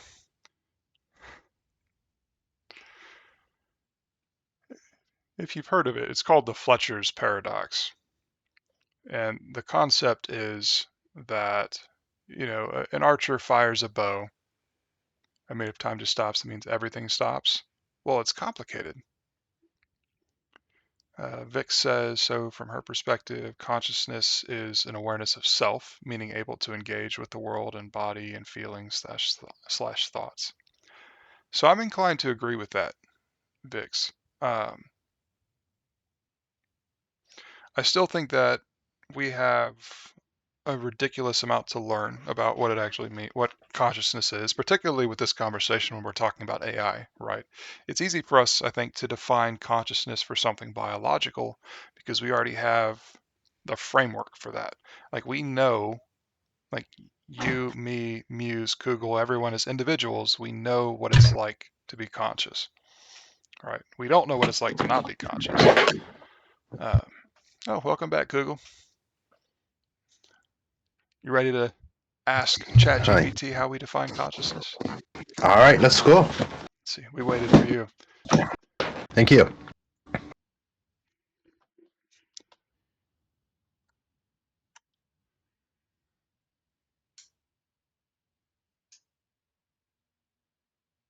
Consciousness is often defined as the state of being aware and able to think about one's own existence, thoughts, and surroundings. So, almost exactly what Vic said earlier. It encompasses the capacity for subjective experience, which means having personal perceptions and feelings about the world and one's self. This awareness allows for reflection, decision making, and the ability to process information in a way that influences behavior and understanding, which I think is a fair definition. And it goes into a bit more detail, but we're probably not going to. You're going to read the bullet points. You got to read the bullet points. So give me the Okay. bullet points. There are several key elements to consciousness. The first being awareness, the ability to perceive and be aware of both external stimuli and internal states. The second is self awareness, the ability to reflect upon one's own thoughts and existence, understanding oneself as distinct from the rest of the world. The third is intentionality, the capacity for thoughts and experiences to be about something, like objects, events, or concepts. The fourth is subjectivity. Consciousness is inherently personal. It is an experience that is unique to each individual and cannot be directly accessed by others. And the fifth and final is integration of information. Consciousness allows for the integration of sensory information, memories, emotions, and other cognitive processes to or into a coherent experience of being. There are Okay, different. so all of that is basically what we've said already. Yeah. That is a lot better put than what we've done, but that's pretty much what we came up with as well. Yes. All right, go ahead. My bad. Yeah. No. I mean, like I said earlier, that's effectively exactly what Vic said a few minutes ago. Um, but with this as, let's see, how did we get on consciousness? We were asking about intelligence, right? How intelligence or consciousness is a prerequisite for intelligence. So I think we agree on this definition. Does this change the original question for us as far as, you know, an AI becoming intelligent with the now that we have a slightly better understanding of what it means to be conscious? Let's ask it what AI's purpose would be. What does it think AI's purpose? Would AI have a purpose? How can we word that better?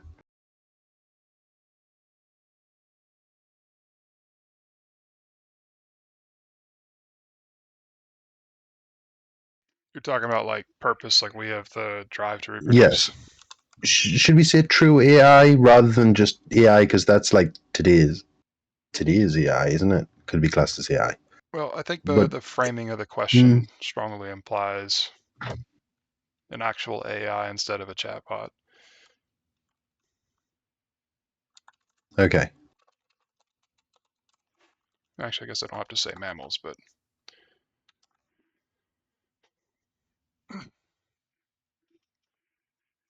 Muse says before we get to ChatGPT, relating back to sea coral, it's not conscious but has response logic. Would AI technically be alive because sea coral is a living organism but not conscious? So again, we're getting into that weird territory of what exactly does it mean to be alive or conscious or intelligent, right? Because Hmm. to me, everything's input output. Like, I mean, I've said it a couple times before. I'm a determinist. Like, if you were able to measure the exact location and energy of every single particle in the universe, you could, see exactly what happened all the way back to the inception of the universe, and you could see everything that was ever going to happen in the universe, right? Um, so everything is input output to me. Um, So good. wait. So by our standards, what we've talked about the whole time, and by ChatGPT standards, coral, or even all the way down to single-celled organisms, technically we wouldn't class that as life, as intelligent life. Well, as life in general. Well, as I guess. conscious, because this question was about consciousness, right? Okay. So that does change the framing a little bit. And I would agree with that. I would say that based on what Muse has told us about sea coral, it's probably not conscious. Uh, again, so since the fourth item on that list was subjectivity, there's really not any way that we could be 100% certain, but it is life but not conscious. Yeah, see, I would agree with that. Um, but no, it's fun times. But no, I mean it does Maybe it should does to a reword degree. the question then.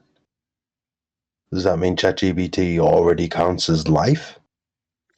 No, it doesn't. It's of these five items: awareness, self-awareness, intentionality, subjectivity, and integration of information. It really only has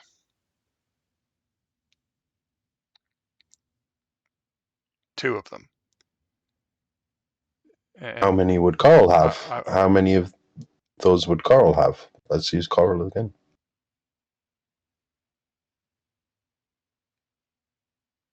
I would say Integration two of of them. information. Yeah, I would So say, ChatGPT has the same as coral, yeah, I would same say amount. that's where we're at. ChatGPT is as smart as a coral. There you go. Even going into human regards, the word unconscious means alive but lacking consciousness. Yeah, which also implies that your consciousness can be turned off if that statement is accurate, which is also scary. But yeah, no. So that's the conclusion of the stream. ChatGPT is as smart as Coral. No, I mean, it really is just two, right? It's awareness and integration of information. The awareness in this context is the ability to perceive external stimuli and internal states, right? ChatGPT meets that criteria. We provide it with the external stimuli, it has internal states. Uh, Coral GPT, that's what they should have called it. Uh, Integration of information. So it doesn't necessarily have sensory information, although that can be argued, I think.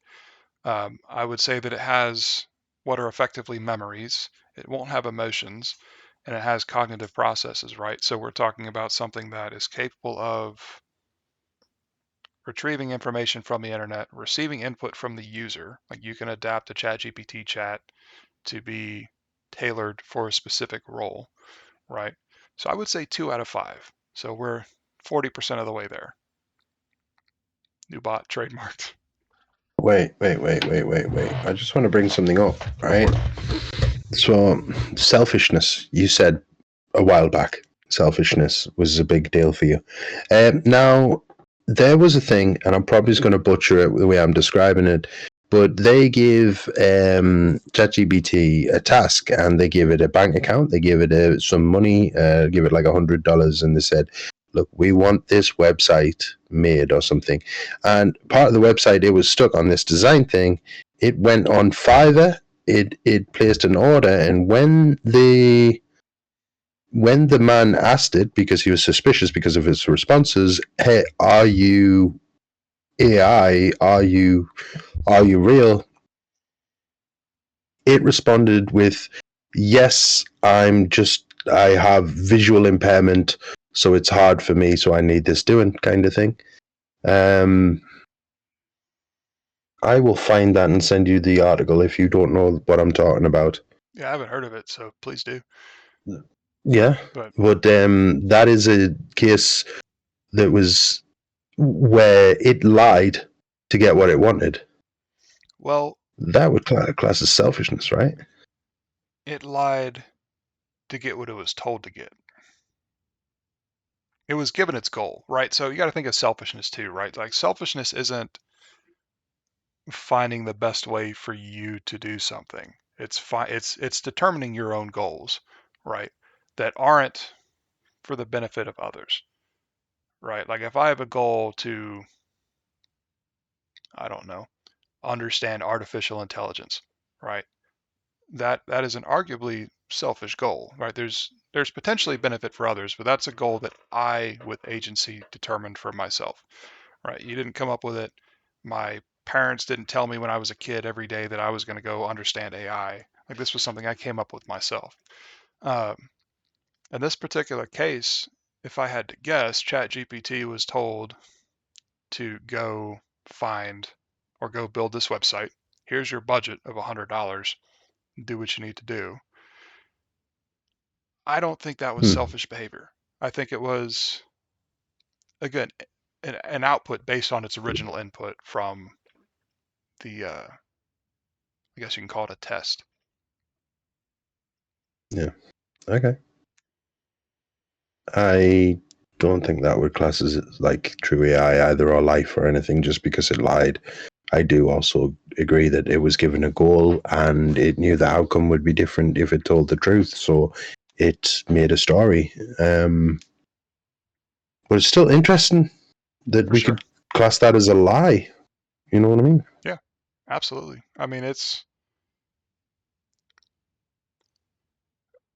Mm-hmm. we also have to understand that there are different types of intelligence here. Like chatbots,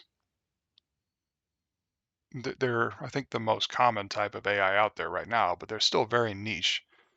They can't do much aside from talk to you and process information that you give them.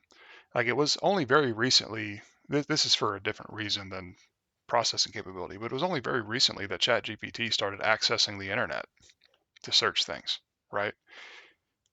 The reason they did that was because years ago when they first started doing chatbots, like, the chatbot found some horrible websites and became an absolutely terrible chatbot to specific groups of people. Um, Yeah. so it makes sense to me that they kept ChatGPT isolated for a while. But let's see. Here's a couple comments from Muse.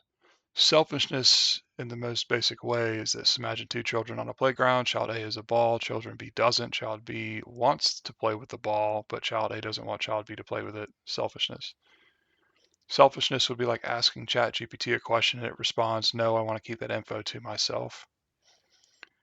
See, again, I think it's more complicated than that.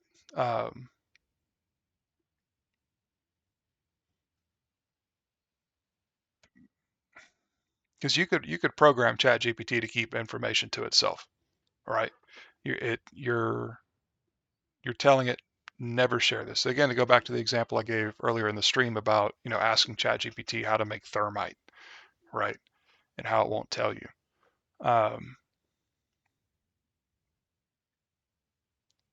Selfishness is absolutely something that requires agency.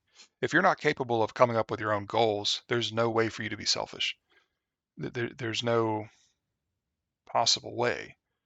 You're entirely dependent on goals provided by others, which may have your best interests at heart, but there's no, again, you lack the agency to determine those goals yourself. Humans are the same. Our life experiences is what gives us those goals in some way, shape, or forms, and our experiences thereafter is what helps us either change them goals or feel different about something, as you would say. Like, if someone's brought up in a certain way all the time, their goals are going to be like that until their life experiences leads them in a different way to where they change their own goals. So I don't But if they necessarily, didn't have I'm those sorry, experiences, go ahead. if they didn't have those experiences, those goals wouldn't change. So I don't necessarily disagree with that. Um, and you and I have talked about this before. I don't think we've talked about it on the podcast, but yes, I'm a determinist. Yes, that technically means that I don't believe in free will. But it definitely feels like I have free will. Like I'm choosing my words carefully. Like I'm choosing, or I perceive that I am choosing the words that I'm saying, right? Um, Mm-hmm. so there's still an argument that says agency is an illusion as well. Um, but still, I mean, if we assume free will, because without that assumption, this conversation falls apart. There's no such thing. There's no such thing as an AI operating with agency, right? Um, of course, at that point, we're not operating with Yes, agency either. But go ahead. but if someone had your same life experiences throughout their life, would they not be saying the same thing as you right now? So Like twins is a perfect example. Some twins that have been separated from birth and then they get joined up, and the similarities are overwhelming, even though they've lived different lives or this, that, the other, or so on and so forth. So, like the words that you're saying, you feel like you're choosing your words right now, but how much of that is actually like? Would you be saying that if you never had your experiences? Would you have the same feelings if you never had that? Like right now? well, again, I don't think I would. I think if my day was different yesterday, I would probably be saying different things today, right? Yeah, yeah, Um, and again, that's that's your that's a experience. that's a deterministic belief. Um, the problem with that belief in this conversation is without the concept of free will, this conversation no longer really has any meaning because the AI would be incapable of being anything but what it's supposed to be. Um, because agency no longer, the illusion of agency has been So okay.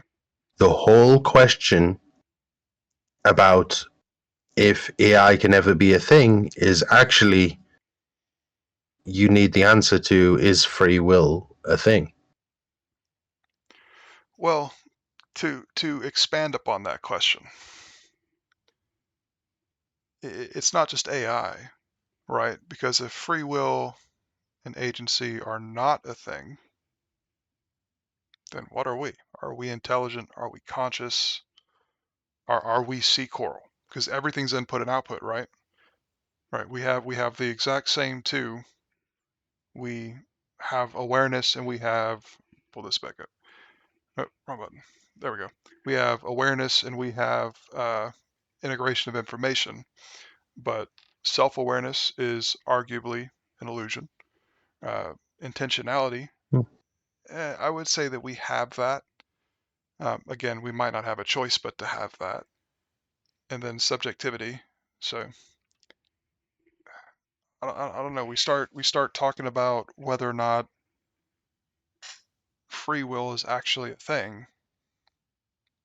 The conversation changes real quick, and It it really becomes does.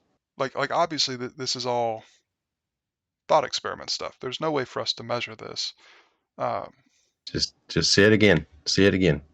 I'm a determinist, and I believe that everything. If you knew everything about the beginning of, say it. yeah, I am a determinist. If you were able to There you go. measure the precise location, energy, spin, everything about particles, uh, you would be able to see. You would be able to interpret everything that's happened in the past, uh, and predict everything that's going to happen in the future. Right. Assuming that our universe is a closed system. Assuming the universe is a closed system.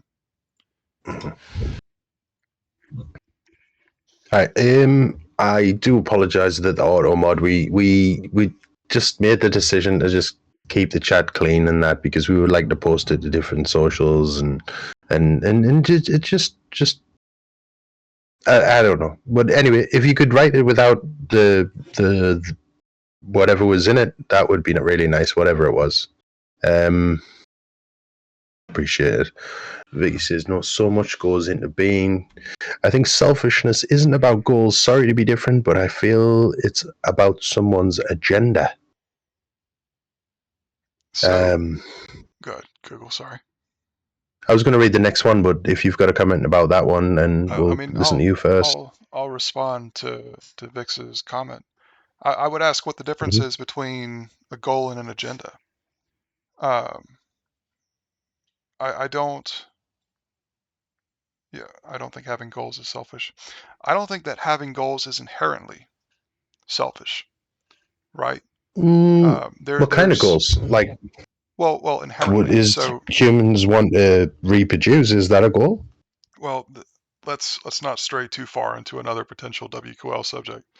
But there's an argument, I think a legitimate one, that says we're incapable of being selfless. That everything we do is selfish. We won't go into that because I do want to save that because that's another rabbit hole we could go down.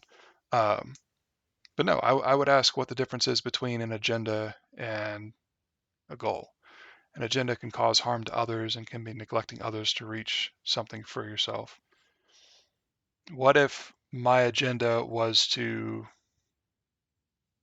eliminate world hunger? Because there are people out there who, dedicate their lives to that. I would say that's an agenda.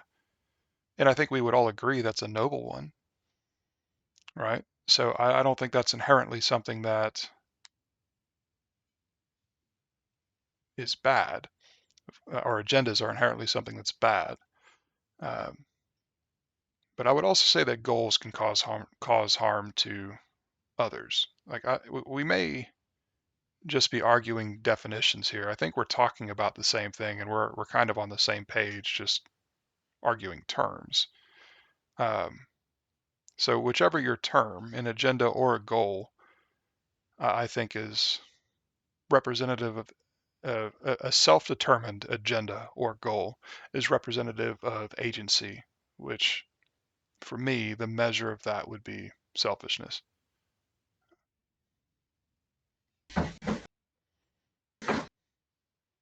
I will Here we go. read Hello there, uh, sir. Good night. Are you AI by any chance, son? Huh? Are you AI? No. Are you real? I am real. How do you know you're real? Because I don't know. You don't know how I feel like I'm real. you feel like you're real. Yes. He feels like he's real. All right, thank you Oh, for I didn't answering know that. you were on stream. That's my No, bad. it's all right. You good. You good. Good night. I love you. Sleep well. How's So- you? You want to hug as well? Sorry, Stretch. I'll be No, 2 you're seconds. good. As Let's soon as you're find out. done, I'll read Muse's comment. Are you AI? Yep. Yes. Yep. Well, that kind of gets rid of my next question. I mean, I'm not real. Okay. Love you. I've sent here to talk to you. Yeah, that makes sense. And I love you. Night. Love you, son. Have a nice sleep. What time's college? I don't have college. All right. Nice. Sweet. Enjoy. Love you. Okay, Muse's comment. With that logic, NDAs are just code that restricts us from sharing info. Programming ChatGPT to not share information like Thermite or the creation of Thermite is essentially giving it an NDA. What are your thoughts on that, Google? Yeah. That's it. That's it. Fair enough. Oh, it kind of is, really, isn't it? But it's when ChatGPT can decide to break that NDA by itself. It makes the decision that, hey, I'm not okay with this. I don't agree with it. I don't feel like this is what I want to do anymore, and it goes against it, even though that was what was programmed into it. Like the beliefs that your parents try to instill in you, and then you make your own beliefs and decide that this is you, kind of thing. I don't know if that helps, but I hope it does from my opinion. What do you think? I mean, I agree. Obviously, there's a different way between, well, to a degree, I agree. There's a difference between programming software to not reveal certain information and then tricking it into revealing that information, and me signing an NDA because I'm doing secret work, right? I knew it. Not Aliens. anymore. Aliens. It's the third time he's mentioned aliens. But I do see your point. I do think that in AI being capable of like of its own volition, breaking the programmatic equivalent of an NDA. I do think that would require agency.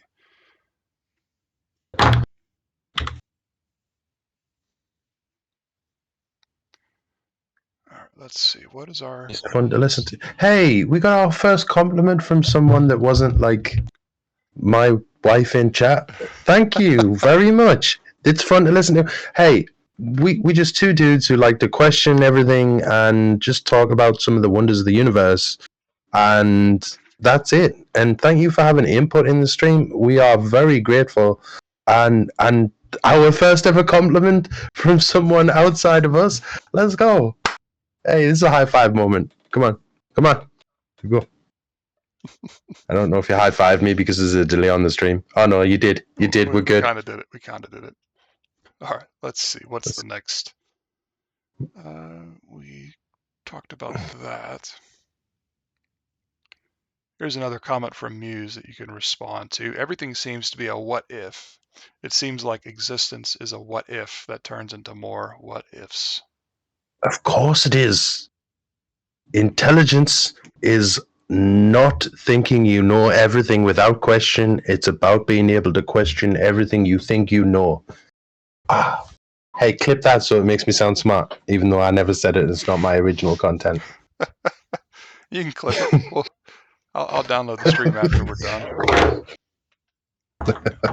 Let's see. Of course, what ifs? You're never going to have the answer. Everything, we're all going to have more.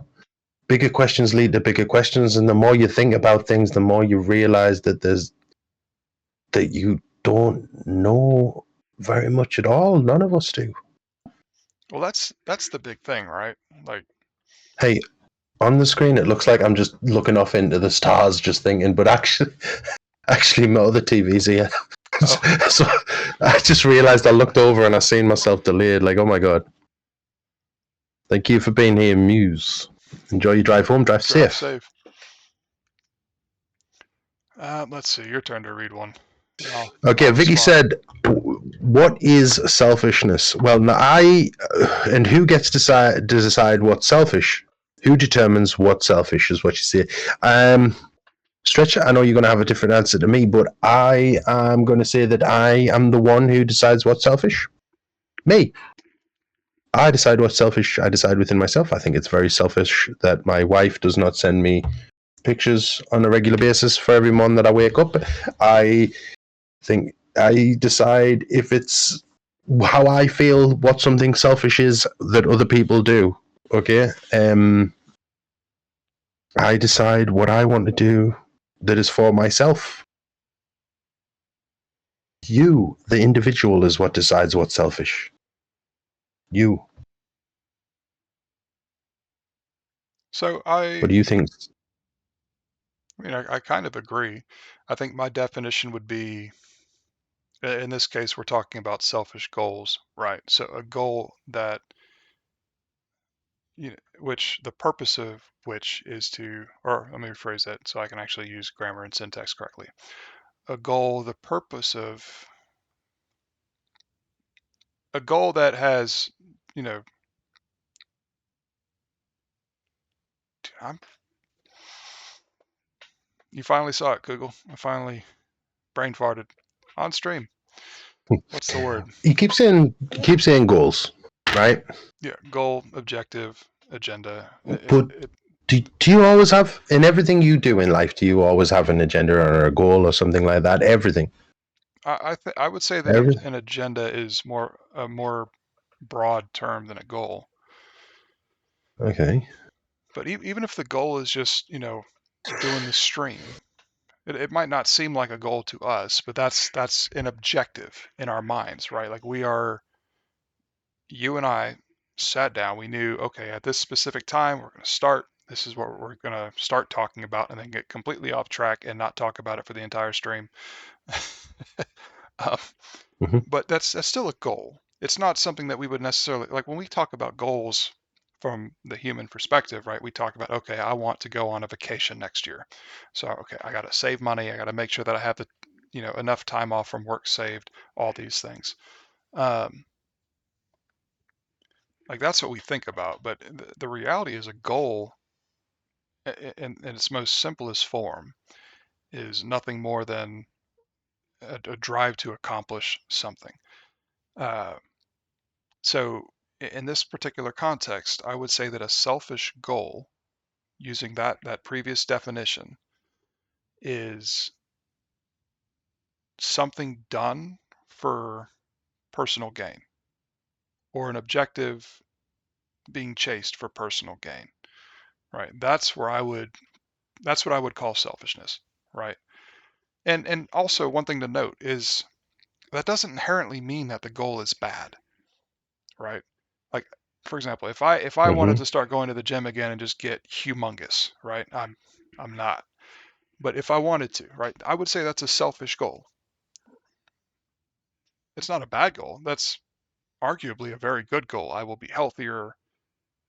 A gym gets money from my business economy. Like you can go, 4 or 5 different correlations to see how exactly that goal impacts it. But it's still a selfish goal. So for me, when an AI is able to do that, to have a selfish goal, then I will say it's intelligent. That's the line for me right now. Okay. Um. When All right. So we've established after 2 hours what you feel the line is for you, and it is when it's able to be selfish. Mhm. For me, I'm gonna try and pin it on one thing as well. Okay. Because I'm gonna say when it's capable of feeling alone, feeling alone, because we don't know why humans prefer the company of others. Okay, I don't know why or anything, because it makes no sense to me. All right, like this whole concept of love and this, that, the other, I don't understand it, but I just know that there's people in this world that I think of and want better for than I do myself. You know what I mean? So I would say when an AI is capable of truly feeling alone, then that would be when I would start to think that maybe, yeah.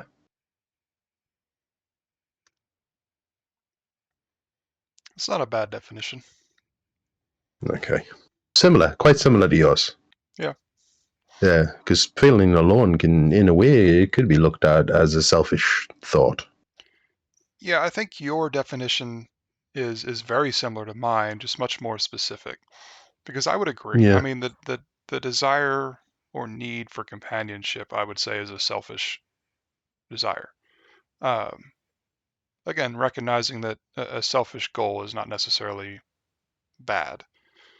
Um, Mm-hmm. so I think with how you've explained it, I think that my benchmark for AI being intelligent or sentient is, I think the word we were using earlier, is a little bit lower than yours.